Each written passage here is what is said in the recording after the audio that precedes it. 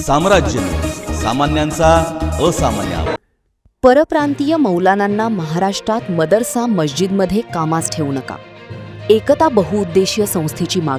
महाराष्ट्रातील मदरसे आणि मशिदींमध्ये कार्यरत असलेल्या परप्रांतीय मौलाना यांना कामास ठेवू नये.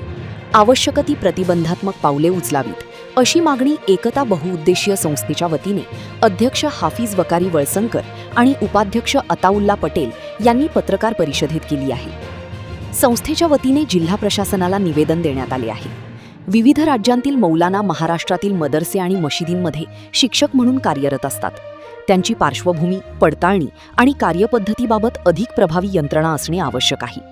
काही परप्रांतीय मौलवींवर समाजात मतभेद निर्माण करणे, अंधश्रद्धेला खतपाणी घालणे तसेच काही ठिकाणी गैरवर्तनाच्या घटना घडल्याचा आरोप करण्यात आला आहे.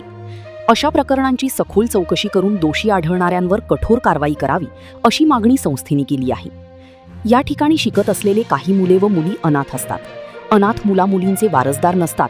याचा गैरफायदा घेऊन हे परप्रांतीय मौलाना शिक्षक मुलामुलींचे शोषण देखील करत असल्याच्या घटना राज्यात घडल्या आहेत, असा आरोप त्यांनी केला. आपल्या मागण्यांचा गांभीर्याने विचार करून राज्य शासनाने योग्य ती प्रतिबंधात्मक कारवाई करावी, अशी अपेक्षा एकता बहुउद्देशीय संस्थेच्या पदाधिकाऱ्यांनी व्यक्त केली. या पत्रकार परिषदेत सद्दाम चौधरी, इसाहाक शेख आदी उपस्थित होते.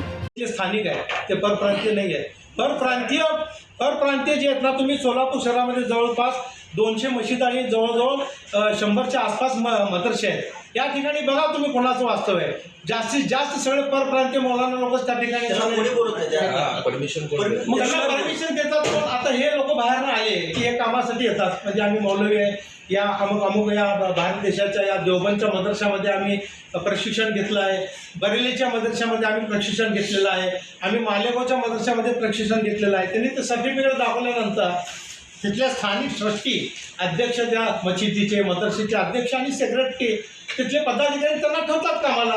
पण ते ठेवत असताना ते हे विचार करत नाही. पगार म्हणजे सामाजिक मानधन असतो त्यांना 5,000, 10,000, 15,000, 20,000 असं मानधन असतो. त्या मानधनावर काम करतात. हे काम करत असताना तुम्ही सगळ्यांसोबत सगळ्यांना एका टुकड्यामुळं अशा घटना घडल्या हे मान्यच आहे. सगळ्यांना सरसकट त्याच्यामध्ये मिसळत आहे. अडचण ती आहे. आमचं सगळ्यांना आम्ही काय विचारतो की आमच्या महाराष्ट्राला याचा फायदा होईल ना. परप्रांतीय एकदा इथून जर येतील तर महाराष्ट्राचे सगळे मौलाना ज्या त्या मशिदीमध्ये कार्यरत होतील, त्यांना रोजगार मिळेल, त्यांची अडचण दूर होईल, त्यांना मधले महाराष्ट्राची जबाबदारी त्यांच्यावर पडेल. हे परप्रांतीयला त्यांच्या राज्यामध्ये त्यांना मदरसे आहेत, त्यांच्यामध्ये त्यांना मशिदी आहेत, त्यांनी तिथं काम करावं. त्यांनी महाराष्ट्रातच कशाला येतात? महाराष्ट्रामध्ये काय एवढं? महाराष्ट्रामध्येच मदरसे मस्जिद आहेत का? मला वाटतं की परप्रांतीय मौलानांना महाराष्ट्रामध्ये थाराच देऊ नये. आणि ही महाराष्ट्रामध्ये कशाला महाराष्ट्रामध्ये येतात म्हणताना महाराष्ट्राची जनता ही भोळी बाबडी जनता आहे. ही जनता अशिक्षित आहे. यांच्या भोळ्या बाबड्यापणाचा, यांच्या अशिक्षितपणाचा हे गैरफायदा घेतात. आणि हे शिक्षकांना नेमणूक कोण करतं? त्यांना नेमणूक करणारे लोक संस्थेच्या पदाधिकारी, ज्या त्या मशिदीचे अध्यक्ष, ज्या त्या मशिदीचे सेक्रेटरी. आता तुम्ही सरकारकडे मागणी करताय परप्रांतीयांना, पण आपल्या कायद्यामध्ये ना परप्रांतीय कुठल्याही राज्याचा व्यक्ती कुठेही जाऊन त्याचा पेशा करू शकतो, काही करू शकतो. मग ती बंदी कसं तुम्ही घालू शकता? नाही, हे कसं आहे, संविधानामध्ये हे नमूद आहे, हे सुद्धा मला माहीत आहे. संविधानाच्या दृष्टिकोनातून जे ना बाबासाहेबांनी प्रत्येकाला हे अधिकार दिलेला आहे की ज्यांनी जो ती व्यक्ती ज्या त्या राज्यामध्ये जाऊन जे ना कुठेही राहू शकते, खाऊ शकते, पिऊ शकते. बरोबर आहे. पण असं अनधिकृत करायला कुठं अधिकार दिला आहे बाबासाहेबांनी? अनधिकृत तुम्ही करता आल्यानंतर हे आमच्या महाराष्ट्राच्या याच्यामध्ये आम्हाला कमी, म्हणजे आमचा कमीपणा आहे हा.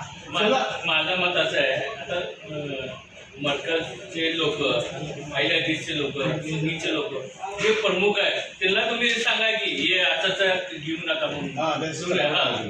ते प्रमुख आहे, मरकजचे प्रमुख आहे, हायलायटीचे प्रमुख आहे, सुन्नी जमातचे प्रमुख आहे, जे कोण प्रमुख आहे त्यांना तुम्ही जाऊन भेटा की